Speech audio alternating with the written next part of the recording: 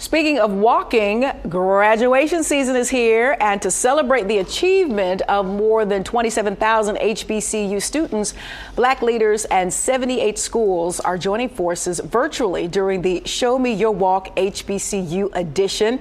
It's hosted by Kevin Hart with guest appearances for the 2-hour event.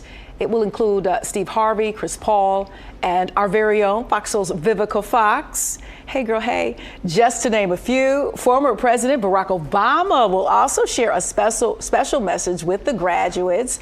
And to keep the experience hyped, HBCUs is going to do their thing. You know how we get down. Anthony Hamilton, Wyclef Jean, as well as drumline mashup featuring Dougie Fresh is set to keep the party moving. When it comes time to walk across that stage, and it's so funny because they, you know, the master or mistress of ceremony always says, "Hold your applause," and they give out all the rules. Do we follow them? Absolutely not. But you know what? We are going to shout. We are going to dance. We're going to backflip. We're going to clap, whether we're in the stands or walking across the stage. But a big part of the reason, why it's such a big moment when we walk across that stage, we don't look like what we've been through. That's right. You know, and if folks only knew what it took and what it also meant to families. The village. I mean, oftentimes, you know, there are a lot of folks that may be first generation or barely second generation in their family to do that walk. And so I think it's great that so many celebrities are using their platform to lift up these thousands and thousands of HBCU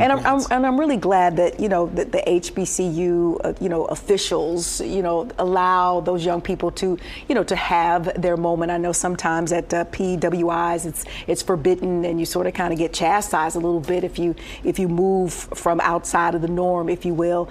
But here at HBCUs, that's another element that I think I missed, you know, not choosing to go to Spelman, was just the self-expression, being understood.